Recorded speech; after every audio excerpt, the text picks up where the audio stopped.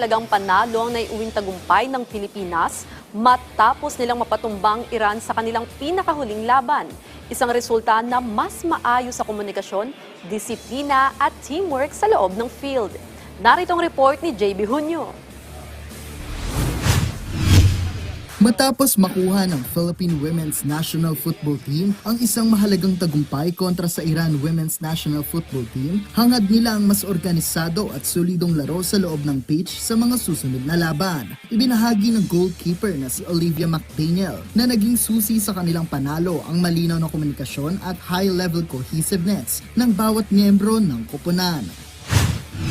It takes communication from everybody, and that's all we really want. Just a team that's cohesive and on the same page.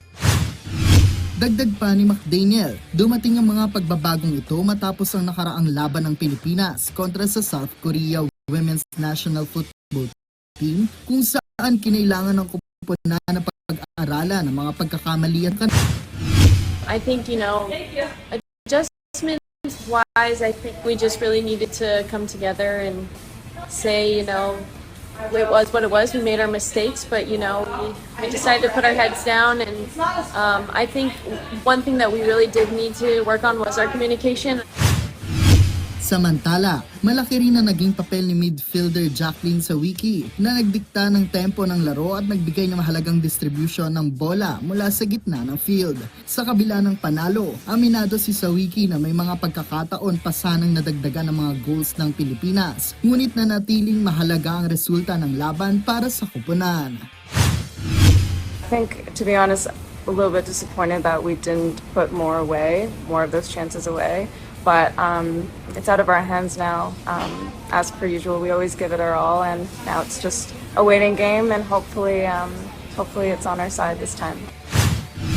Habang naghihintay ng mga resulta ng ibang laban sa tournament, nakatutok ang koponan sa pagpapanatili ng positibong mindset at patuloy na paghahanda.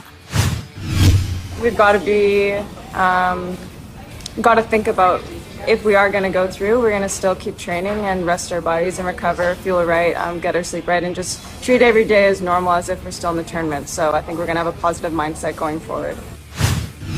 Sa pagkuha ng mahalagang panalo kontra Iran, mas lalo nagkakaroon ng momentum ang Pilipinas habang patuloy nilang pinaghahandaan ang mga susunod na hamon sa 2026 AFC Women's Asian Cup. JB Hunyo para sa Atletang Pilipino, para sa Bagong Pilipinas.